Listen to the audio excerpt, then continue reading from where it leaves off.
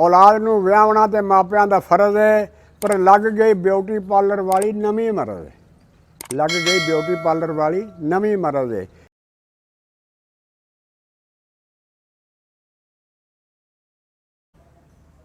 बिस्मिल्लाहिर्रहमानिर्रहीम। लो जी, एक सारे मुआशरे में ना ब्यूटी पार्लर वाली नवीं मरज़ लग गई है, ब्यूटी पार्लर वाली। ये जिमें पाल पैदा मौजूद है ब्यूटी पार्लर, जिमें पाल पोस के औलाद नूं पढ़ावना, इस तरह पैंदा है औलाद नूं विआहना। जिमें पाल पोस के औलाद नूं पढ़ावना, इस तरह पैंदा है औलाद नूं विआहना।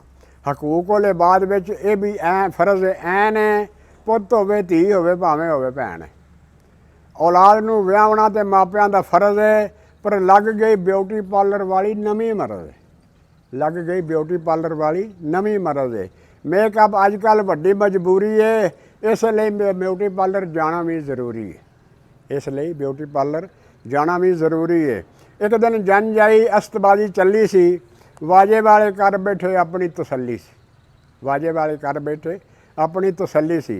जिस वेले जंज को नोट थोड़े रह गए, आपो आप चुपचाप कुर्सियां ते बह गए, आपो आप चुपचाप कुर्सियां ते बह गए। निकाह खान मौलवी भी दाढ़ी हथ फेरदा, जो इस इंतज़ार में बैठा सी सवेर दा, जो इस इंतज़ार में बैठा सी सवेर दा।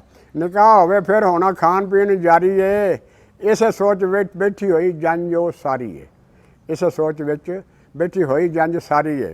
3 बजे 4 बजे फिर बजे 5 जी, लवारसां दे वांग बैठी हुई सारी जंज जी, लवारसां दे वांग बैठी हुई सारी जंज जी। निकाह पढ़न वास्ते ना मारी किसी आवाज़ सी, ते चाह पानी वाला जिमें हुंदा नहीं रिवाज सी, चाह पानी वाला जिमें चाह पानी वाला जिमें हुंदा ना रिवाज सी। वो छा गईयां सारियां दे चेहरे ते उदासियां, छा गईयां सारियां दे चेहरे ते उदासियां।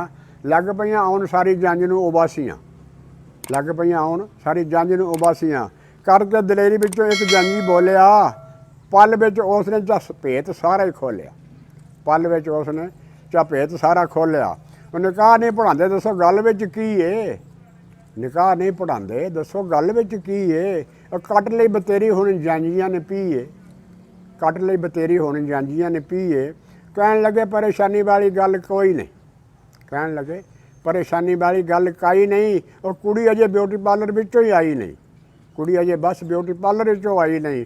उदों तक होनी गुलजार उहदी छोट नहीं, तो जदों तक कर लेना उन्हां दोहरा कोट नहीं, जब तक कर लेना उन्हां दोहरा कोट नहीं। अस्सलाम वालेकुम।